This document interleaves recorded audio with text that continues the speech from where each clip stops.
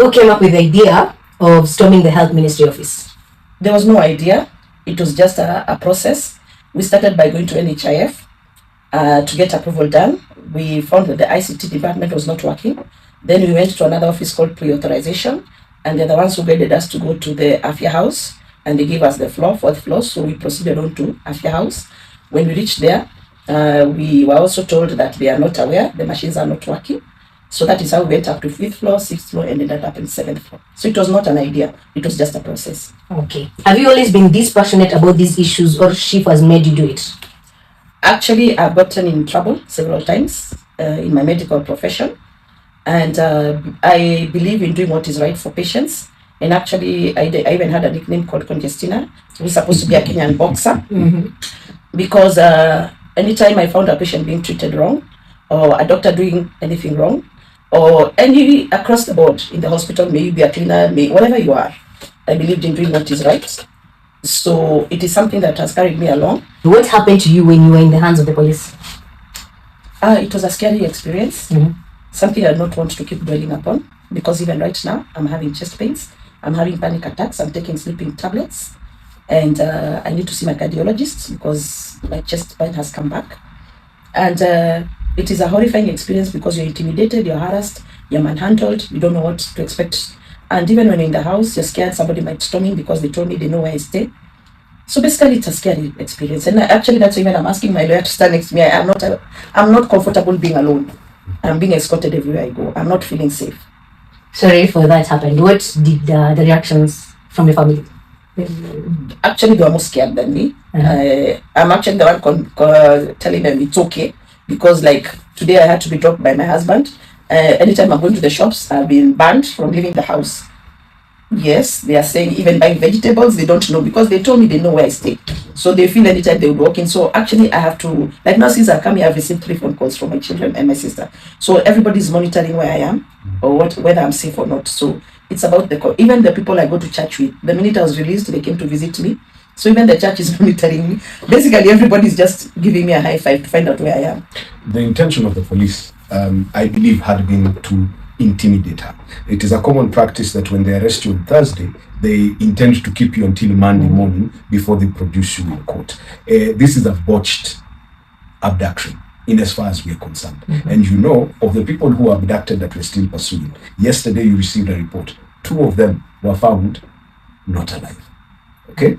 2 others are still unknown, except for the noise that was made by the public. And we thank the Kenyan public. Except the noise that was made by the Kenyan public, the Kenyan media, the LSK, Amnesty International, except that noise, we are not certain that this lioness would be standing here today. So there's good reason to feel intimidated, because that was the calculated intent of the police. But alas, because of the boldness of this woman, because of the support she has received from the Kenyan public, we are able to stand here in spite of that intimidation and be able to state that first, we have overcome that particular challenge of the charges that were going to be brought, and we've begun to be heard on account of the needs that Kenyans have in the public health system. As a lawyer, do you feel intimidated about the whole scenario? Do you receive any threats?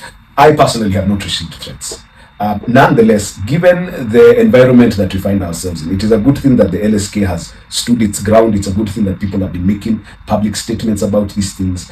The engagement of people is what is keeping people alive. There is an advocate, you will do the research. His name was Kimani. The police took him out. And this is not very long ago. So we know that even we are at risk, except that we have these cameras, except that we have Kenyans who speak out, and except that there is a grace from God that covers all of us.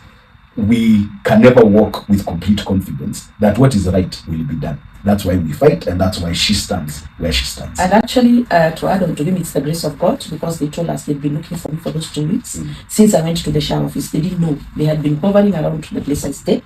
So it is very scary to imagine that people have been looking for you. It's the grace of God for 2 weeks without getting hold of you. Yeah. Is your newfound fame something you expected will happen? No, it is not fame. It is horrifying that you cannot even walk in a shop and people are looking at you. So I'm thinking of a way to start changing my lifestyle. Yes, my looks. Your working looks.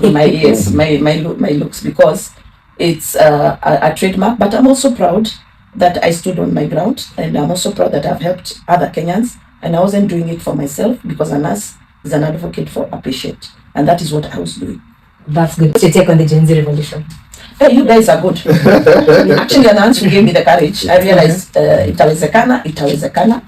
And also, we have our limits, as we all say, and we accept that what is right is right. Let us concede to that, because I have considered to say, SHA worked for me at a certain point. When it is not working at a certain point, say it is not working. I wish we would go that way. We have our correspondence, we have our feedback, we have our communication. Because what we're having right now is a breakdown of communication. That is what is affecting our country. Yeah. Your last message? My last message, thank you, Kenyans. I love you all. I love you for standing with me. And best of all, let us keep our motto. We are world bullies, and we are strong, and we don't take anything lying down. What is right is right. And I don't know when they decided to call me the lioness. I have accepted. But it is with the grace of God. Okay. Thank you. Thank you. Allow me to say this. Kenyans need to consistently remember there are only two sovereigns in this country as per our constitution: God and the people of this Kenya. Anyone else in any government position is a servant of the sovereign, which is the people.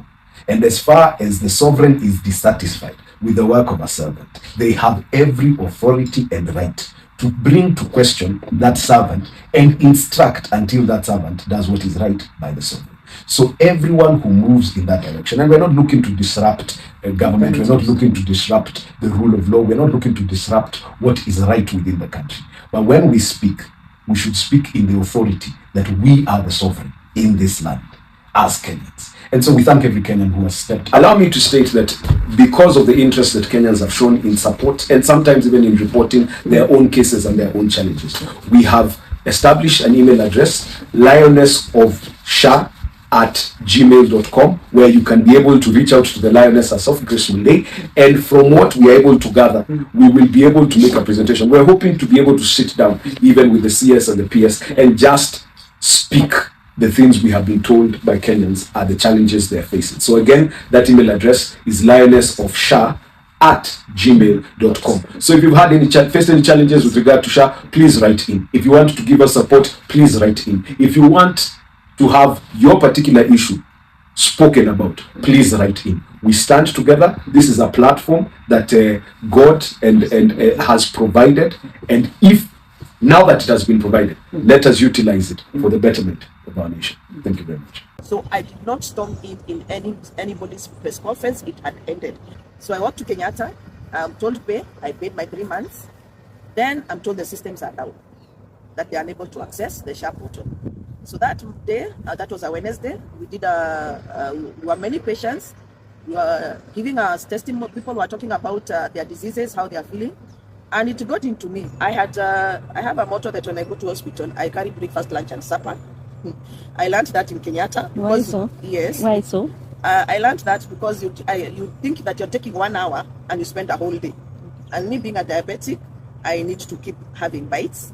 So I had already carried some 10 chapatis. I had carried some smokies. I had sorted out myself. I had some tea. I had water. So when I was eating, those children were crying of hunger. The mothers didn't have money. Some patients didn't have money. So I shared what little I had. And it was especially painful, even the mother who had her CS done. She's a single mother with 3 children. She had no money. So we were with her the previous day. And then we went home and I agreed to come the following day. So many people were talking of having no money, having paid. You see, there were 2 issues. You've paid and you still are expecting a service, and then you are not getting the service.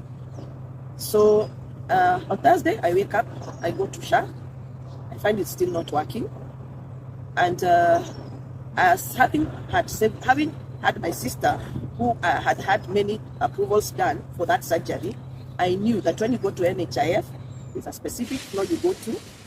That is where you get this ICT. And there's a place for pre-authorization. So when you go there, they're able to authorize. And if the systems are down, they were able to do it themselves. They were able to access the portal and approve. So when I asked the other patients who are desperate, can we go? I'm able to. I know how to work this. The system works. Let us go and have them approved. And the ones who couldn't come, they gave us their forms. The ones who couldn't come, we took their numbers. So it was just a walk from Kenyatta down to NHIF. So when we reached NHIF, ICT department, they told us that they had been shut down from the previous week on Wednesday. They were unable to access. I'm asking, they said the systems, they were not even aware that the systems were down because they have no access to the SHA system. So I went to the other place where it's called the pre-authorization, whereby they are able to get access to the system. They also told me they are unable to access the system because they were also shut out. So now I asked them, what else can you help us with? What else can I do? So they told me, go to Afia House and try 4th floor. You may find whoever is in charge and they may help you. We went down, then we went to our 4th floor. Actually, the guards, they told us we all can't go. You take 2 representatives to go to the offices. So we said we need to go with the lady who had a baby. And then, so we walked up the 4th floor. And whoever we found in 4th floor told us he was also not aware the systems were not working. And he told us we are not aware about the SHA not working. That was 4th floor. And he made a few calls and nobody seemed to know that Kenyatta systems were not working. So we went up to 5th floor. We were told in a meeting. We went up to 6th floor. We are finding secretaries now. They tell us everybody's in a meeting. We went up to 7th floor. We went to another office. We were told they are still in a meeting. Now, while we are walking, I'm a medical person. We were with a father whose child had not eaten for already 2 days. He's crying of hunger. He's crying of pain. It is working me up. We are walking with a mother who they were suspecting has a clot, has been walking up and down, is carrying her baby. She's a single mother of 3 children. She's telling me, I have nothing, I don't know what to do. And here we are walking up. My fear is that clot may be moving up. Being a medical person, you know the consequences, you know what you're dealing with. So you're walking in fear. So by the time I walked in that courtroom, the CS was not there, she had finished. There was just the reporters. There was nobody in that room. They were the reporters who were busy taking tea because the press conference had ended. So I did not storm in anybody's press conference. It had ended. Because if I had found the CS, I would have addressed her. She was not there. I just found I needed to ask for help. And that is what I needed to do. And when I had gone to all those offices, I had gotten no help. I had tried to reach to them. I did not manage to reach to anyone. Yeah. I walked up and down to all those offices. I got no help. I am not a politician. All those people who know me, I am just asking for patience, the SHA to work. And I would like to state that day, we woke up. By half an hour after walking to those offices, the patients called me and they told me the systems are working. And they had not been working. That was the 3rd day. They were down. So after I walked in those offices, the systems were working. So it is not about Grace Jokimolei. I am not a politician. I was just going to help patients. I'm a nurse. I took an oath. I'm an advocate for patients. That was an oath I took. And that is what I was going to help the patients.